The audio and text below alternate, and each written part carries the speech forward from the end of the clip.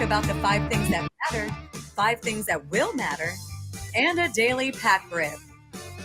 Here is your host, Kyle Elfrink.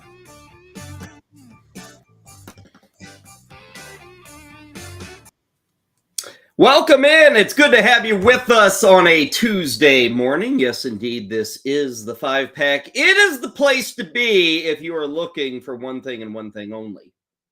What matters? Not only what matters right at this very moment, but also what will matter tonight in the sports world. We do it every day starting at 12 Eastern right here on the Better Sports Network. We, in addition to breaking down all those things that matter, we also rip it up in a pack. And today we are staying in the early 90s. We love the early 90s, by the way.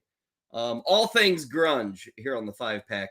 1990 Donruss Baseball is headed your way. And as we have noted before, we can win instantly. Over 1 million prizes. I have no idea what the prizes are. But hey, we could maybe win. Could be our day right here on the 5-pack. We will find out a bit later in the show. I can tell you that although it's getting late in the morning, it's 11 o'clock where I'm at. I guess if you're out west, it's 9 a.m. If you're out west, you can still take advantage of what we are celebrating today.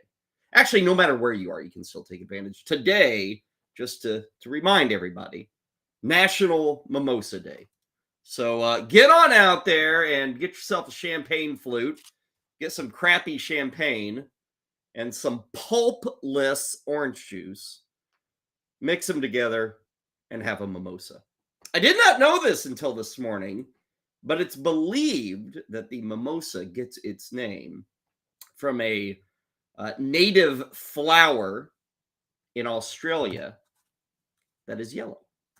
So there you go. That's what I hear. Don't know if that's a fact, but ask your kids. They'll probably know.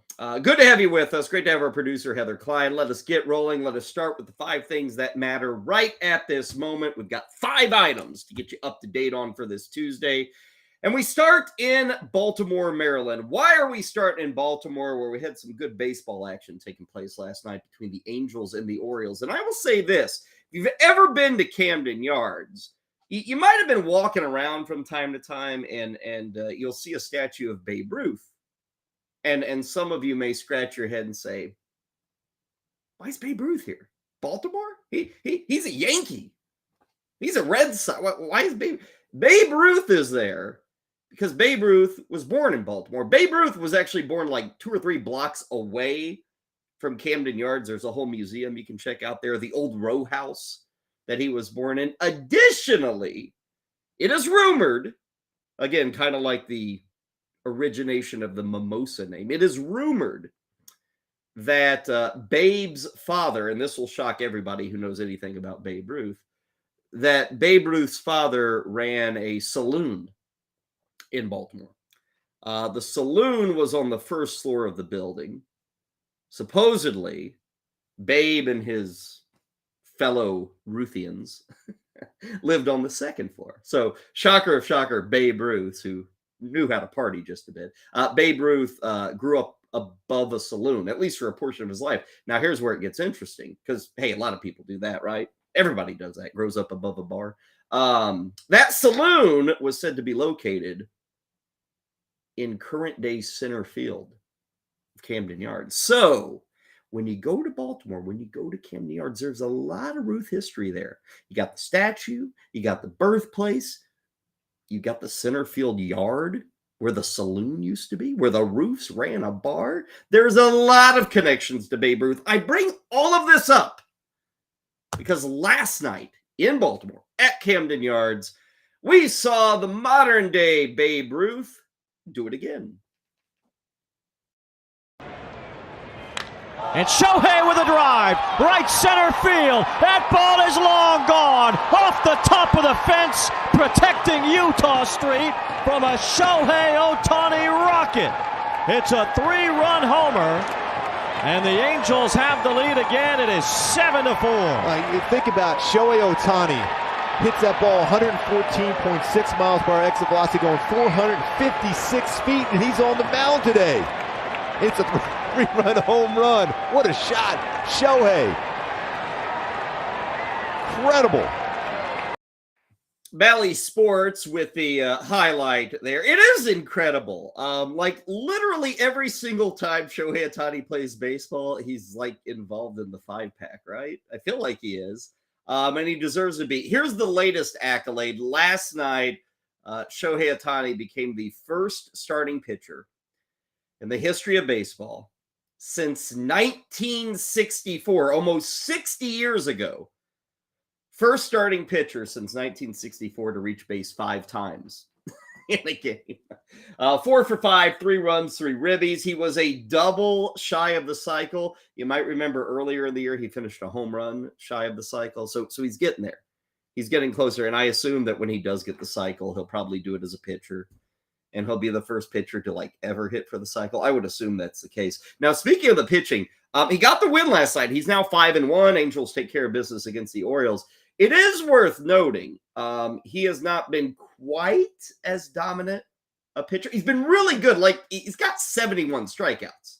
He's tops in the American League in strikeouts. But he gave up 3 more home runs last night.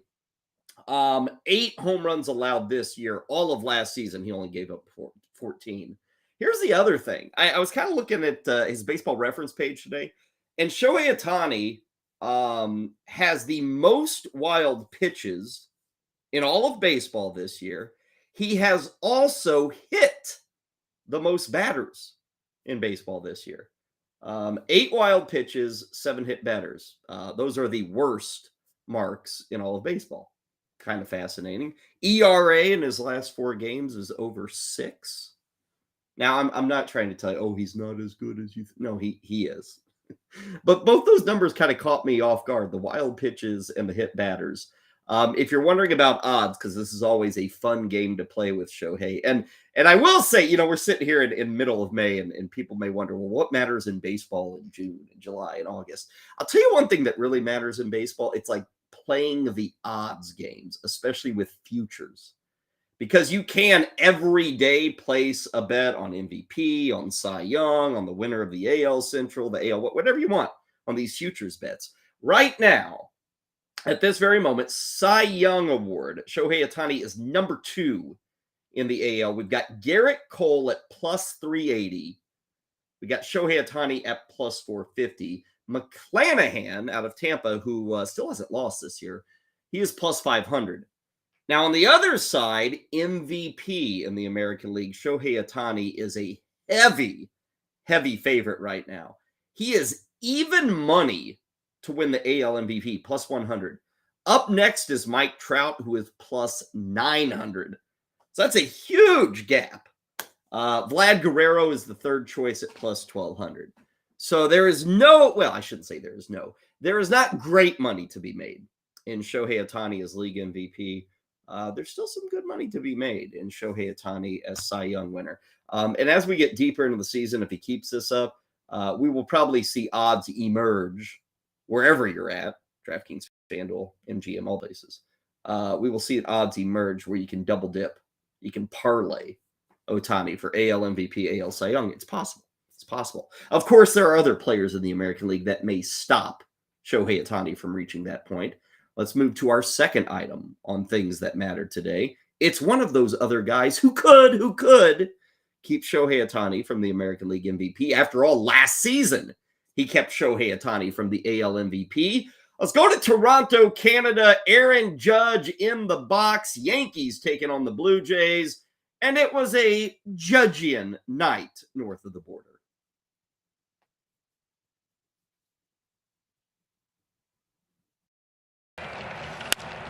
High drive, right field, going back, Springer turning, looking, see ya! A home run the other way for Judge, and it's 1-0 Yankees.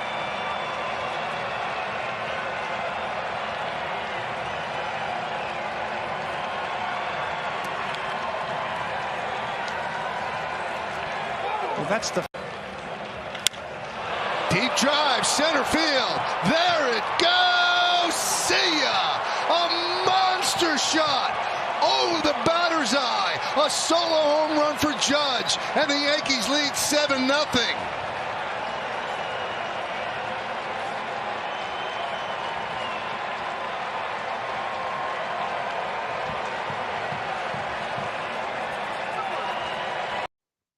7-0, the lead at that point. Couple of home runs for Aaron Judge with the win. The Yankees, who just about a half week ago were 10 games out, they're now 7.5 out in the American League East.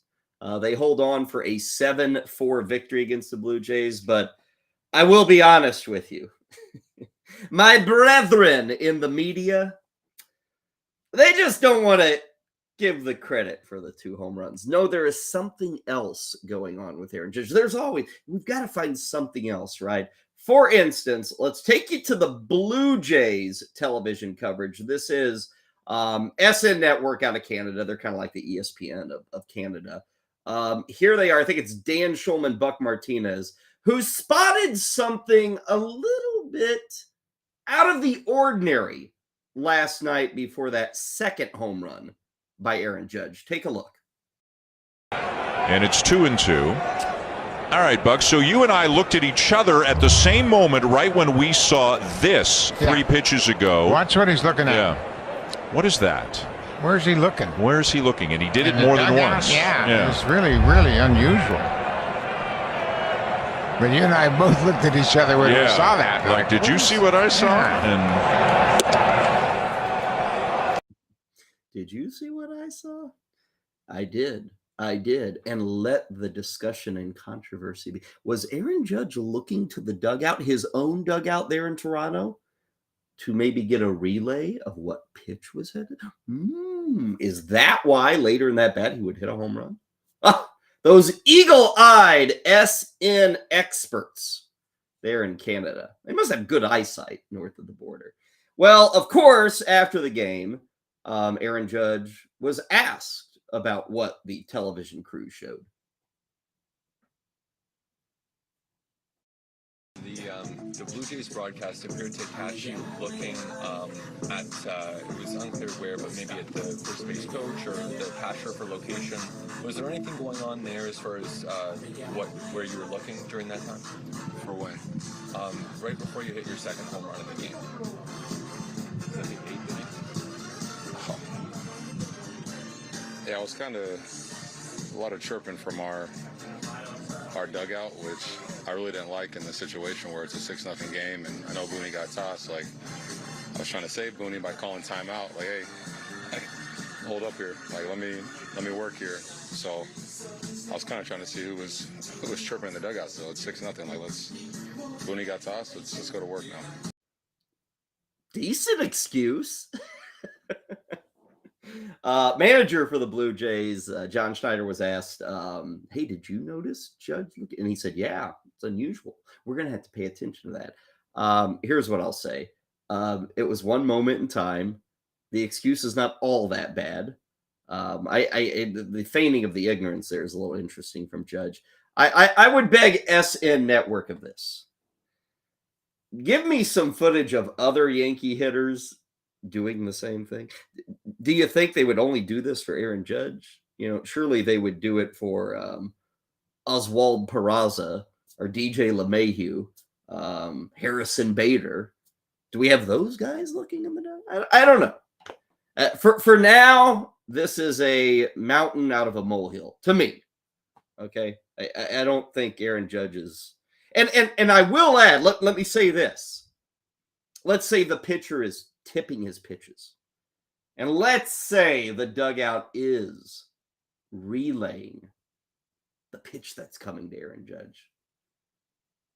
There's nothing illegal about that. Nothing. Remember, it's only if you're using electronics or something outside of the game or banging trash cans. But you can relay anything you want. From second base, from first base, from right field, from the dugout. If you see something, they could even sit there and go, hey, Aaron, fastball's coming. Fastball. That's legal. Now, you're going to get the hell beamed out of you if you do that, but it's legal. As long as you're not, if you're just using what's between your ears to figure out what's going on, to see the tip, you're fine. So that's why I would say, even if he were guilty, he's not guilty of anything. Totally legal. It's been going on for over 100 years in baseball. It's only when you employ other devices to relay information or to steal information, that such a thing would be illegal.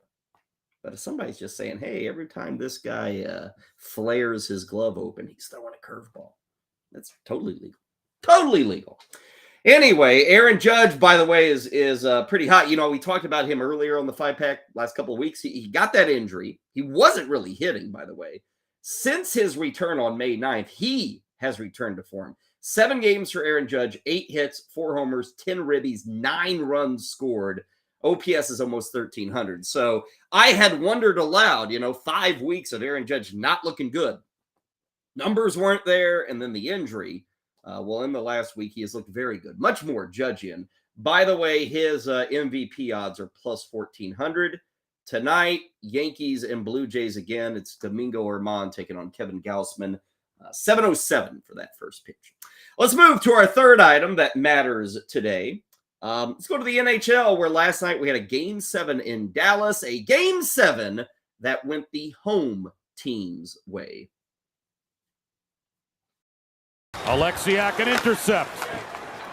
Harley tries the opposite side. Dadonov sails one the length of the ice. No icing as Johnston's there. Johnston to the backhand. Score!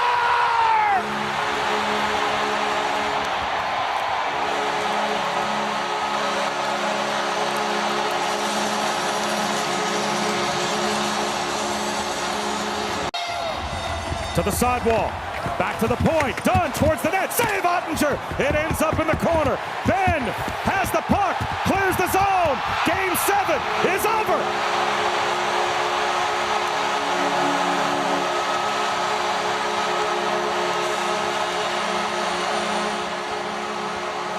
The Dallas Stars survive, and they move on to take on the Vegas Golden Knights. 2-1 final, and I apologize to everybody. If you caught yesterday's show, what did I tell you? Well, I referenced the fact that, the last 3 games had been blowouts.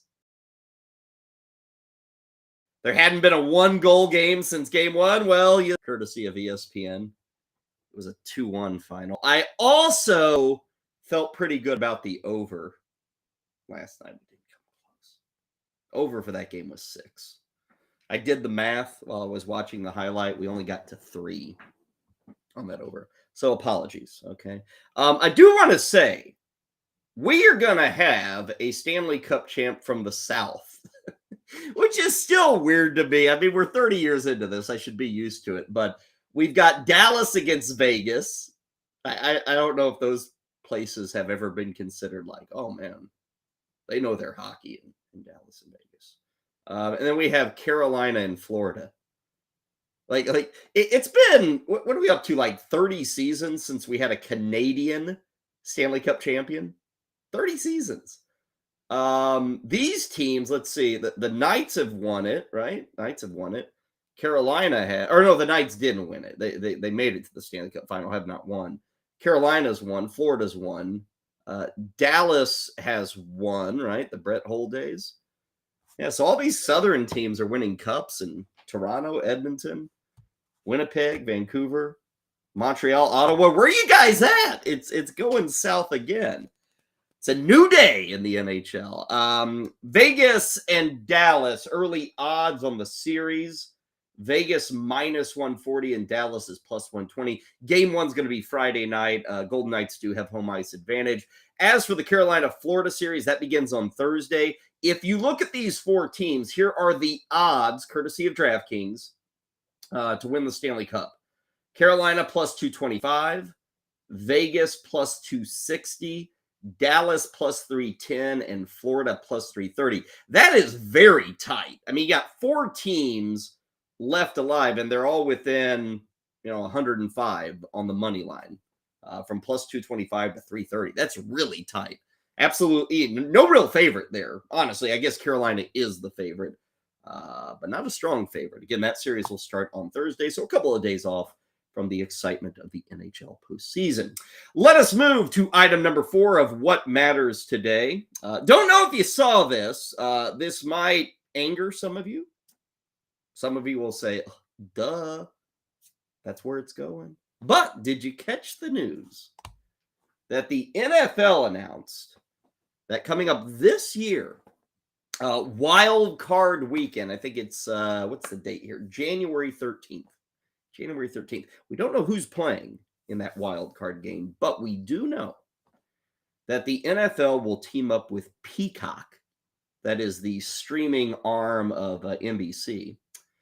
The NFL will team up with Peacock, and it will be a Peacock-only stream. This is the NFL wild card game. It's only one of them, but it's the primetime game on January 13th.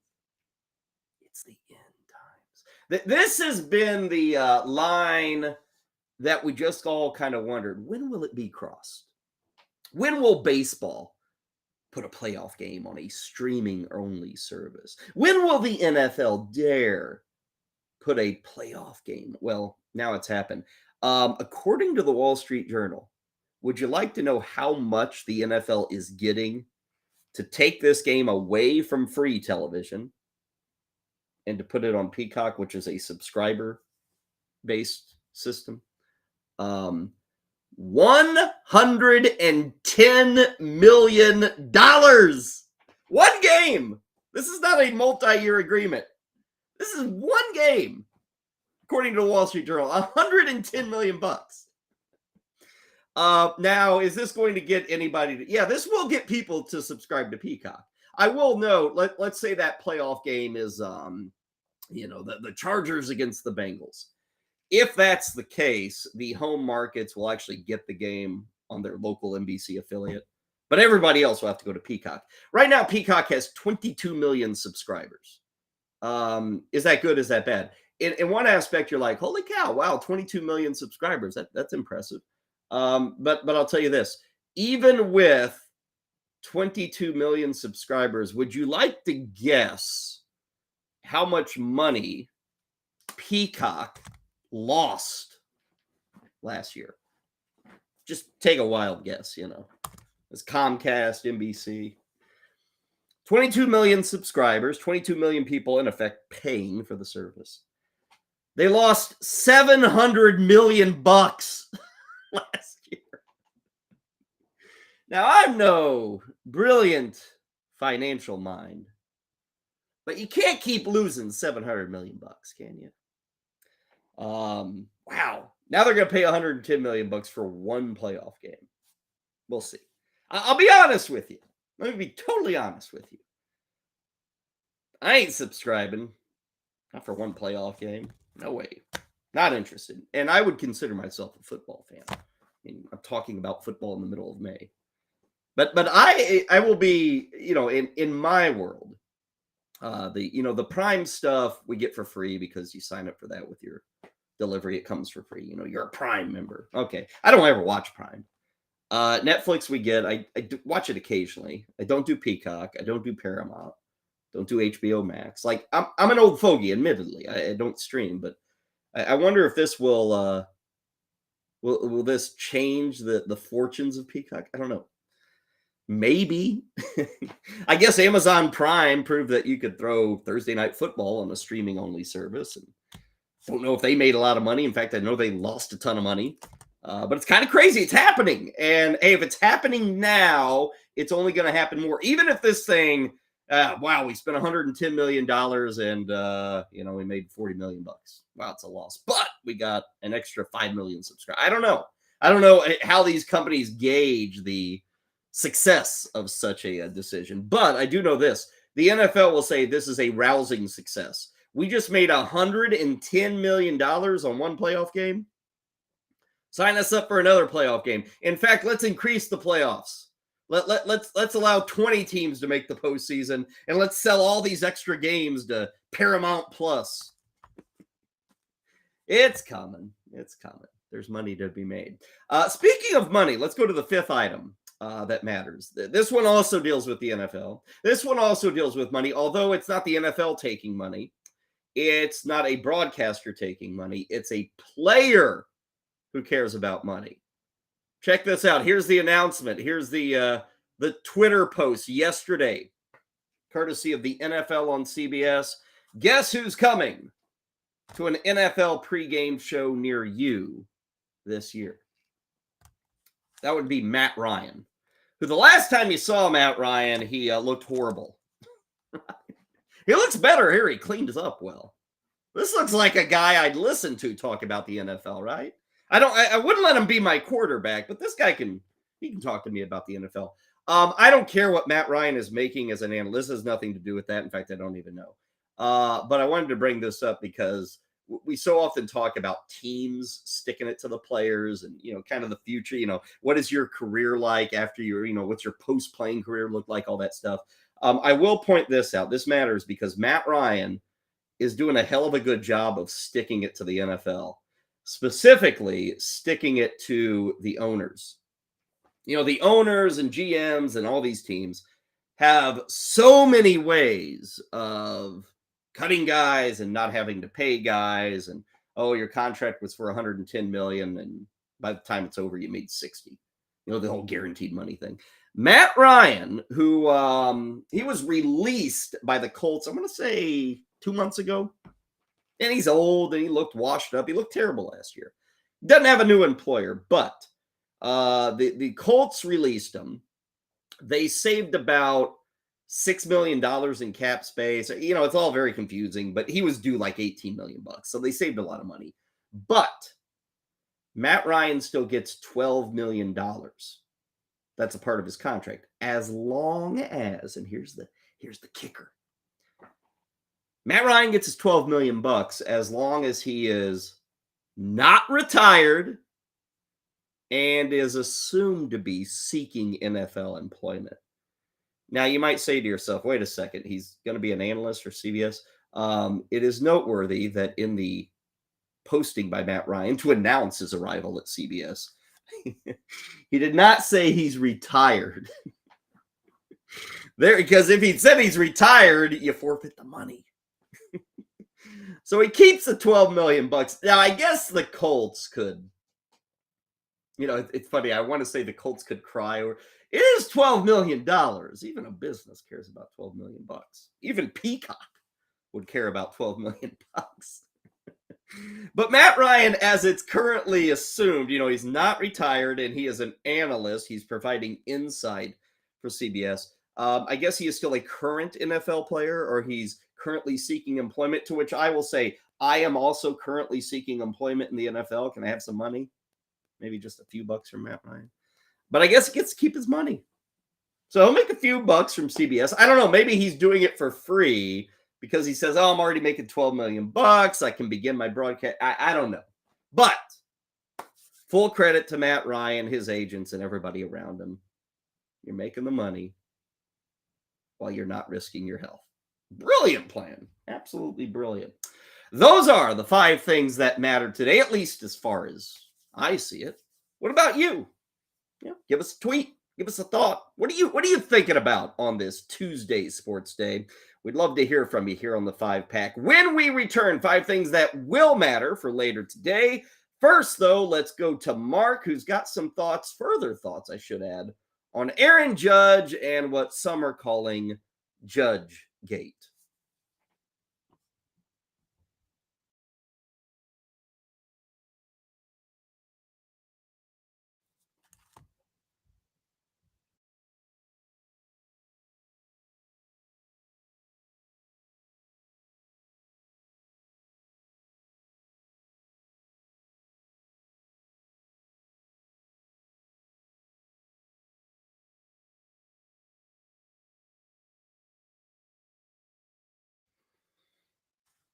Okay, we welcome you back. I guess we won't hear from Mark on Judge Gate. You got all the knowledge you needed from me, right? Right? You didn't need any more on that. Apologize. Technical difficulties here on the 5-Pack. The good news is that just gives more of me, right? Everyone needs more of Kyle, right? Wink, wink. We welcome you back into the 5-Pack.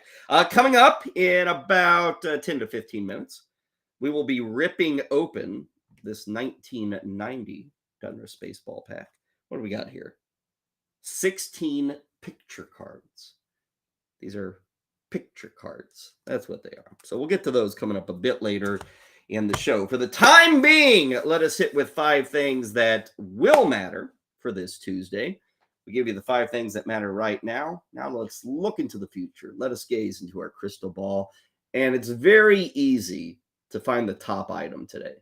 Not even a challenge to find the top item. Coming up later tonight, 8 o'clock Eastern, you can tune in to ESPN and you can watch a bunch of ping pong balls bounce around. Now, we did this, was it last week and a half ago with the NHL? You know, everybody's trying to get Connor Bedard. Eventually, the Blackhawks got him. Now, that was considered a huge win for the Blackhawks. It's going to change the franchise fortunes. I don't think that even compares to what we've got tonight in the NBA. Tonight, everybody in the NBA is going for one thing and one thing only. It is a 19-year-old from France. Let me say that again. The NBA is salivating and losing their minds over a 19-year-old from France. No, the NBA is not a soccer league now. It's truly a basketball league. The name of the man, and they've been waiting like 2-3 years for this kid. 19 years old, 7'2", Victor Wembanyama. You may be confused by but Wembanyama. Look at that lanky dude, 19 years old. I don't know, what do they call it? The French Royale? Is that what a quarter pounder is over in France?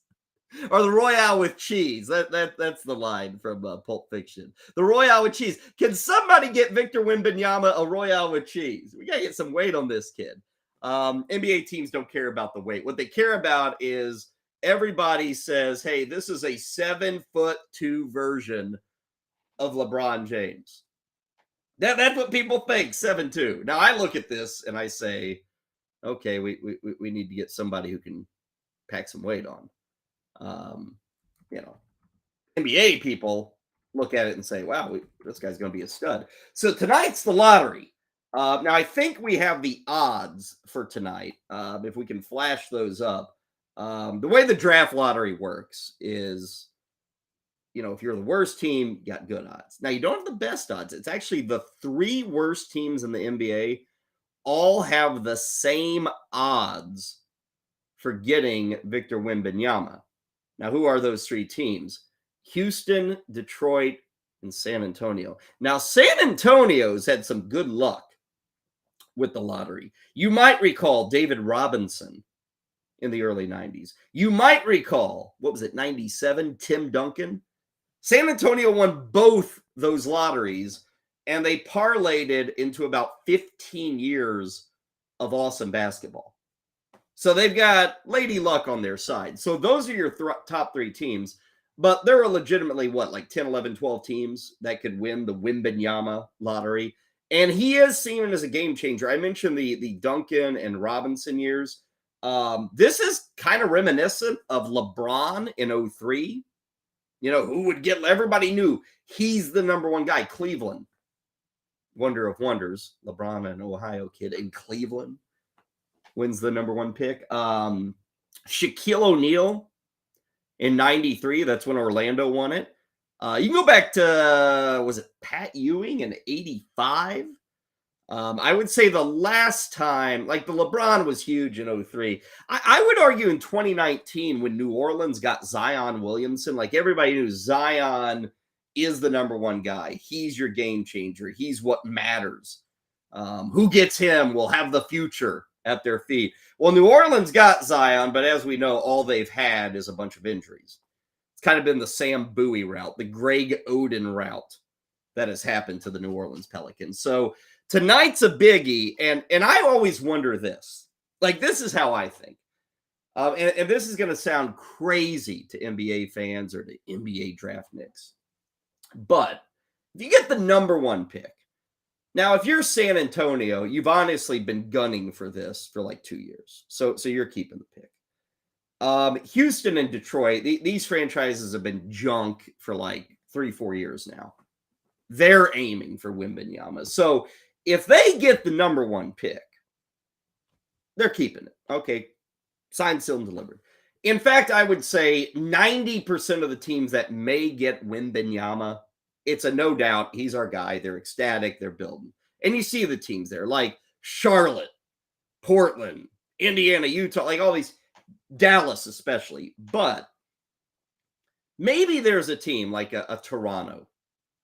And again, this is a hard sell to your fan base.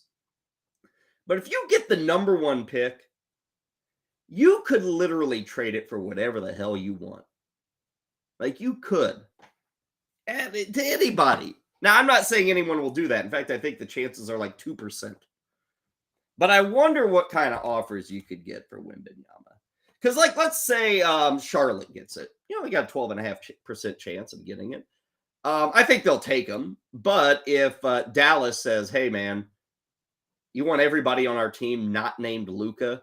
You want every pick that we have over the next 3 years? Charlotte, you want that? I don't know. Now, this kid's considered, again, LeBron worthy. If that's true, you don't trade it. You can't. You got your league MVP guy. But I'd love to see, maybe a team that says, we're interested in parlaying this into like 4 players and 5 draft picks, which sounds crazy on the surface, but maybe it's doable. Anyway, tonight, 8 o'clock ESPN, we'll have that draft lottery. Speaking of the NBA, we also have an NBA game tonight, a Western Conference Finals game, game 1, and it's going to matter, between the LA Lakers and the Denver Nuggets. That will follow the NBA draft lottery on ESPN. You can catch it tonight, 8:30 is our tip-off. You see the 2 big names there. Number 6, LeBron, number 15, Jokic. Don't want to forget about Jamal Murray and Anthony Davis, but let's be honest, this is LeBron versus Jokic. Here's the thing here. You've got, even though it's weird to call Jokic new blood, he kind of is. He's never made an NBA Finals. Never. You know who's made some NBA Finals? It's LeBron. Oh, yeah, it's LeBron. Do you realize that if he makes the finals here, he will have made 11 NBA Finals? The dude's 38 years old. I looked it up. Kareem Abdul-Jabbar was having his final good year at 38. And the Lakers were still a powerhouse. So he was still doing his thing for the most part. Although I looked at it when Abdul-Jabbar was 38. Remember, this is, what was he, 7'2", 7'3"? He was averaging 6 rebounds a game. Kind of weird. Michael Jordan, at the age of 38, was coming back from his second retirement. He was playing with the Washington Wizards, and he was averaging over 20 points a game, but he was no longer considered like a top 10 player in the NBA. Like, I hope people realize you got a 38-year-old in LeBron James, and I realize anytime you bring up his name, people like get pissed off and angry at him. What? The dude is out of his mind good. He has been a top 10 player in the NBA for 2 full decades now. Like, every year. 20 years. He's still a top 10 dude. 38 years old doing this. So just want to remind you, like, your kids, 50, 60, 70, your grandkids, all these years from now, you saw LeBron? Yeah, but I got bored by LeBron and I didn't appreciate it. You really going to say that? Anyway, LeBron and the Lakers are here. They're a 7 seed, by the way. They're not supposed to be here. The reason they are here, they've got LeBron and Anthony Davis. That helps. But also, about 2 months ago, they went all in on the trading deadline, and they didn't do it with big names because they couldn't. They didn't have the salary cap space. But they did it with a lot of pieces. You know, they brought in Rui Hachimura. They brought in Jared Vanderbilt. They had D'Angelo Russell come in. The other day, after taking care of the Warriors, LeBron in the postgame kind of talked about those trade deadline acquisitions and how they changed the Lakers leading into the playoffs. Gave us a lot of depth. It gave us another ball handler and D'Lo to try to take some pressure off DS and take some pressure off AR at times, and even myself. It gives us a lot of length when we added Rui and added Vando. We were very small early in the season. So we would get stops, but our rebounding was very difficult and challenging for us. So now with the length that we had, we was able to rebound a lot better. And then I think the guys that came in, they just came in with no expectations. They just came in and said, okay, well, let's figure this thing out. Expectations for this series. Denver is minus 160 to win it. Remember, they're the top team in the Western Conference. They finished number 1, but only minus 160 facing the 7-seeded Lakers. Lakers are plus 135. I looked over at DraftKings, and I remind everybody, go to fantasyalarm.com/DraftKings. You can get a nice bonus, a huge bonus on your first deposit when you use that link. But you can find some over-unders for LeBron and for Jokic, and really for all the players, but I wanted to spotlight those two because they're the big names. Here are the over-unders for points. Jokic, 28.2, LeBron, 25.2. This is for the entire series. Rebounds, Jokic, 12.9, LeBron, 8.9. And assists, we have Jokic at 9.6, LeBron at 5.8. So if you want to do these individual props, which is part of the beauty of legalized wagering, you can do it there. Game 1 tonight as we get rolling for Denver taking on the LA Lakers. Let's move to our third item that will matter, and it's right here in my backyard. It's St. Louis, where the Cardinals are up against the Milwaukee Brewers tonight, and they're trying to keep the good times going. Now, you might be scratching your head. Wait a second, Kyle. A week ago, you were telling me the Cardinals are like the worst team in the National League. Well, I will say that they still are. Like, the Cardinals still have the worst record in the National League. They still have the worst record in the NL, despite the fact that they have won 7 of their last 8, and despite the fact that last night they beat up on the first place Brewers. The final score last night was 18-1. Okay, they're still a bad team, okay? They're still a bad team. But they won 18-1 against the Brewers. Cardinals, as currently constituted, if you look at the standings, a 7-1 run. They are 6.5 games back of the Brewers. Tonight, we got Wade Miley taking on Jordan Montgomery, 7:45 the first pitch. If you are a subscriber, by the way, to our Better Sports newsletter, we've got an edge there on this game. Got an edge. I'm not going to tell you it. It's Jordan Montgomery. He's pitching tonight, going against Wade Miley. If you are a subscriber, and you can do this by going to bettersports.com, sign up for the newsletter. Each and every morning, we have a bet. We have a prop we like, a wager that we really like. It deals with this Cardinals-Brewers game. So get signed up for the newsletter. You can take advantage of it. And it's not always baseball. It's basketball. It's hockey. It's all things. But tonight, 7:45, St. Louis and Milwaukee. We'll see if the good times get rolling. Nolan Arenado, by the way, red hot. He had started very, very cold this season, but he had a home run last night. He's got a home run in 4 straight, 6-game hitting streak, 11 hits in those 6 games, 4 homers, 12 ribbies, killing it. And the other Nolan in that lineup, Nolan Gorman, also doing quite well for the St. Louis Cardinals. So that is item number 3. Let us move to our fourth item that will matter. We'll go out west. We'll go out to Los Angeles, where tonight it could happen. What might happen? Well, we might see home run number 300 for Freddie Freeman. Freddie Freeman is currently stuck. I say stuck. It's been like 3 games. On 299 home runs. Now, I looked this up because 300, that's not a historic number. But here's what we've got. It took 706 games for Freddie Freeman to hit his first 100 home runs. It took him 528 more games for him to hit number 200. Tonight will be game 533 since 200 for him to hit number 300. So if you do all this pace projections, if he hits a home run every 530 games, and remember, he did that between 100 and 200. He's very close to that between 200 and 300. He would need about 7.5 more seasons of baseball at his current production to reach 500. Now, that would put Freddie Freeman at the age of 40. This is assuming, by the way, about 140 games played per season. Right now, Freddie Freeman is like a true horse when it comes to playing baseball. The dude's knocking out 150 every year. But I figured with natural aging and all that, we'd say 140 games per season. So at his current home run pace, he'd need about 7.5 years. He'd be 40. He would be in like year 21. It's tough to hit 500 home runs. But tonight, Freddie Freeman could hit number 300. Bailey Ober is pitching for the Twins. They had a really good game last night when extra innings Dodgers eventually won.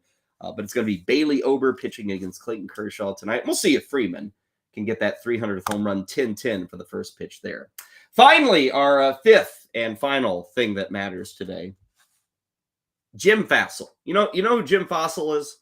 Jim Fassel is a long-time special teams coach. He's currently with the Dallas Cowboys. Wanted to bring him up because yesterday he was talking about the Dallas Cowboys kicking job. Now, you might recall back in December, January, Brett Maher, remember all the struggles Brett Maher had as the place kicker of the Cowboys? It was a huge story at the end of the season, the playoffs. He couldn't hit a kick. It was a disaster. Well, Brett Maher is now on the loose. He's not back with the Cowboys. But Jim Fassel is giving everybody out there, you, me, all of us, everybody has a shot, I guess, to be the Dallas Cowboys place kicker, to replace Brett Maher. Here's the quote. He was asked about, okay, what are you going to do with the kickers? Quote, we have Tristan on the roster. I have no idea who that is. Anybody else on earth who is not on a team right now is under consideration. That's the money quote. Anybody else on earth is up for the job. So right now it's May 16th. Around July 16th, the Cowboys and the rest of the NFL will be opening up training camp. And this job, the kicker's job in Dallas, is up. So folks, 2 months. You heard it from the coach, Jim Fassel. Anybody on earth who doesn't have a job right now is up for consideration. In effect, it's open tryouts. It's kind of like when you'd walk around. I remember this in my day. You'd walk around the college campus, and this was a big school, Missouri, Big 8, Big 12, They'd have open tryouts for the kicker. They still do that. Other schools everywhere, open tryouts for the kicker in Division I football.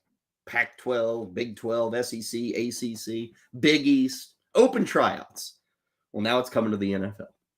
Jim Fassel, anybody on earth is up for consideration.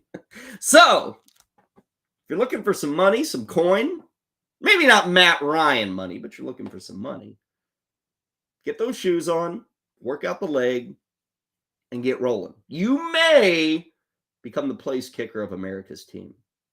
Those are the 5 things that will matter for today. Could change your life. It's not only just going to matter today, could change your life if you're the kicker for the Cowboys.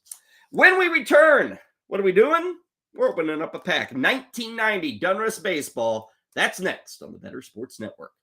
Hey, it's Rick Hamlet for Better Sports Network. What are my series correct scores for the East and West Finals? I've got the Lakers in 6 over the Nuggets, plus 390. LeBron and Davis are the better duo than Jokic and Murray. The Lakers have the best defense remaining in the playoffs. The Lakers are 6-0 at home in these playoffs, allowing 98 points per game. I trust Reeves and Russell more than Gordon and Porter. I trust the Laker others more than the Denver others. And this is going to be a tough matchup for Jokic. He's going to have to guard someone in this series. And I think the Lakers are going to expose his lack of defense. In the East, I've got Boston in 7 over Miami, plus 360. Butler knows how to beat these guys, Tatum and Brown. Did it in the bubble, lost in 7 in the East Finals last year. The Heat are going to compete like the dogs that they are and make this a long series. But in the end, Tatum and Brown are the best duo in this series, and they have the best 8-man rotation left, and they will prevail. Be sure to check out the comments below for a special offer from our friends at Fantasy Alarm.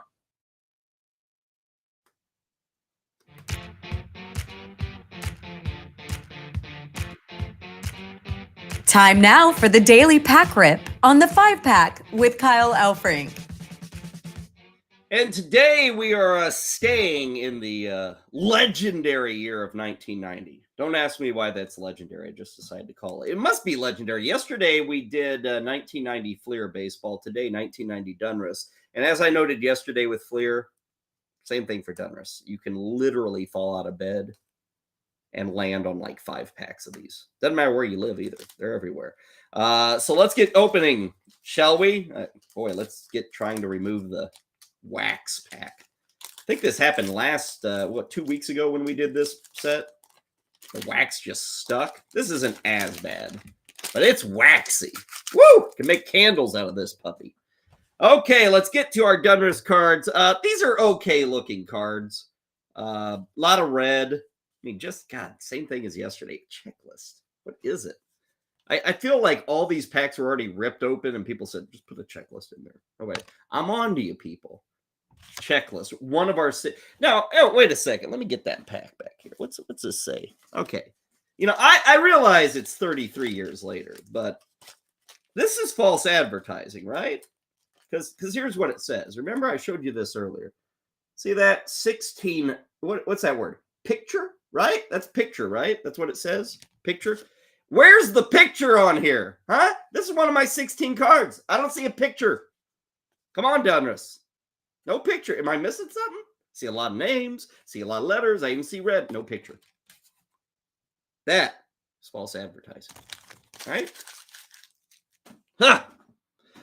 Okay, now we've got other pictures. Pretty good ones here too. Okay, let's start off. Paul Sorrento, giant lefty swinging first baseman, even with some chaw.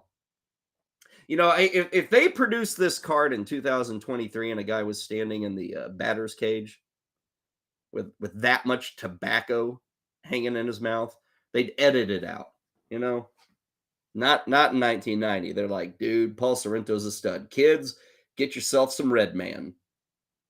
Paul Sorrento, choose Red Man. So should you. He was mostly a strikeout man. He was fine. He had a couple of nice years with Cleveland once he got out of Minnesota. A team MVP guard, one of the best names of all time, Chili Davis, who became a longtime hitting coach in Major League Baseball. Team MVP that year. Let's see. Charles Theodore Davis hit 271, 22 homers, 90 ribbies, scored 81 runs. Pretty rough year for the Angels. Not that he was bad, but not the greatest MVP there. Now, here's a card that might actually be worth something, seriously. Because when this card was produced in 1990, this guy was the toast of baseball. This guy was higher on the food chain than Ken Griffey Jr. This guy was the legendary Bo Jackson. And this is a Diamond Kings card. This is card number 1, Diamond King, Bo Jackson. So they would do this in effect. You'd have an MVP card for like Chili Davis. Then every team would have their Diamond King. And Bo Jackson was it for Kansas City. If America learned anything about Bo Jackson, it's this. Bo knows baseball. He broke loose in 1980. Now, here's what's interesting. He was a uniquely productive hitter in that his 132 hits produced 105 ribbies for a .795 productivity factor. What the hell is that? A .795 productivity factor. I guess that means the 105 divided by 132 was .795, meaning 80% of his hits produced RBIs. I don't know if I've ever heard about a productivity factor. I'm going to have to look that up. I know a lot about baseball stats, but I don't know that. I will note this is not going to be a PSA 10 for all of you scoring at home. Look how much wider one side of the card is, that border is, than the other. So this is not a PSA 10. At least I won't have to send it in for grading. Tony Armas, who was not the Angels MVP, that was Chili Davis. Tony Armas had to be on the back end of his career by this point. He was an all-star in 81-84. This is, again, recapping the 89 season. So he was kind of on his last legs. We got this very same card, I think, the last time we opened up this 1990 Donruss pack. Storm Davis of the Oakland A's. Great. Well, let's see. We've gotten a Chili and a Storm. Where are we going to go next? My goodness. Maybe we'll get a Bip for Bip Roberts. Maybe. Terry Kennedy, catcher. Here he is with the Giants. I remember Terry Kennedy as a catcher with the Padres, also with the Cardinals early in his career. Decent catcher. Mike Felder. We've had this card too. Mike Felder. I remember that card distinctly because I love that Brewers hat, but he was a know-nothing outfielder. Andres Thomas, who was, if memory serves correct, was a big shortstop. Back in the late 80s, early 90s, you had Cal Ripken Jr., big shortstop, and then eventually you had A-Rod and, guys who stood like 6'4", but usually shortstops are guys who are like 5'11". If I remember, and I guess my memory's not great. It's not bad. 6'1" was the height there for Andres Perez Thomas. Decent player, kind of always left more on the bone than he thought. He thought he could be more. Here's Kenny Phelps, who, what was it? The other day we were opening a pack of cards, and Kenny Phelps, I made fun of him because of the eye black. He was trying to look cool. He got rid of the glasses, and then he went to the eye black. And I said, oh, Kenny, come on. Who are you trying to fool? I guess he got the message, because here's Kenny Phelps with no glasses and no eye black. He's also with the Oakland A's. Huh. Kenny Phelps. This might have been, this couldn't have been taken there. No way. I'm trying to think. I was going to say this might have been taken because in 89, that was the Giants-A's World Series, right? I believe so. Here's Kenny Phelps. That stadium behind him, I am certain that is Candlestick Park. Certain of that. I'm not going to say this photo was taken before the earthquake happened, but it could have been. Because remember, we didn't have interleague play back in 1990. So this could be a moment in time before the big 89 earthquake hit. That may have been the day of that game. Seriously. So, I don't know. Just kind of guessing. Xavier Hernandez. Now, here again, that's Oakland. That's the Coliseum behind him. In that 89 season, I think it was a Blue Jays-A's series. And look how packed Oakland is. I bet this was also taken in October during the playoffs. In fact, trying to see if there's any bunting. I don't see any. But that would be a hint. Man, I love being a card investigator. Kevin McReynolds, we've seen him on the show before. Decent player with San Diego. Came to the Mets in the Kevin Mitchell trade. Had some good power years with the Mets. Bryn Smith. This guy was with the Expos throughout the 80s, and I don't know if you can tell it there. He got the orange beard. Bryn Smith always pitched with a beard. And it always, as a child, made me think that Montreal must be really, really cold, even though they played in a dome. Bryn Smith always had a beard. This man was like, this guy had a beard when he was 16. That's kind of how Bryn Smith came off, and a pretty good pitcher. Here's another team MVP. Back when the Pirates were legit, Bobby Bonilla. Yes, Bobby Bonilla, before he became a punchline for the New York Mets. Third baseman, Bobby Bonilla there. Team MVP. Let's see, an 89. And you don't see this very often. Check out the games played. 163 for Bobby Bonilla. That's tough to do. Let's see, 24 homers, 86 ribbies, 96 runs, 8 stolen bases. Barry Bonds would eventually become the team MVP for like the next 5 years, but Bonilla getting it in 89. Knuckleballer Charlie Huff, and you always love when a guy is known for a pitch. There he is throwing it. See that? See his hands up there? Throwing the knuckleball. That's what Charlie Huff was known for. About 90% of his pitches were probably knuckleballers, so we shouldn't give the Donruss photographers too much credit. And then finally, we finish off the set with Glenn Wilson, who I think Glenn Wilson has stolen Kenny Phelps' glasses. So they must have ended up in Glenn Wilson's handbag because he's now got the glasses. Pretty decent set. I like it. We've got team MVPs, Bobby Bonilla and Chili Davis. We got this very nice Bo Jackson Diamond Kings. And then I'm going to go on record. I'm going to say it. We got a photo of Kenny Phelps at Candlestick Park the day of the earthquake. I feel good about that prediction. That is our pack rip for today. That is the 5-pack for the day. Tomorrow we're back again, 12 Eastern, right here on the Better Sports Network.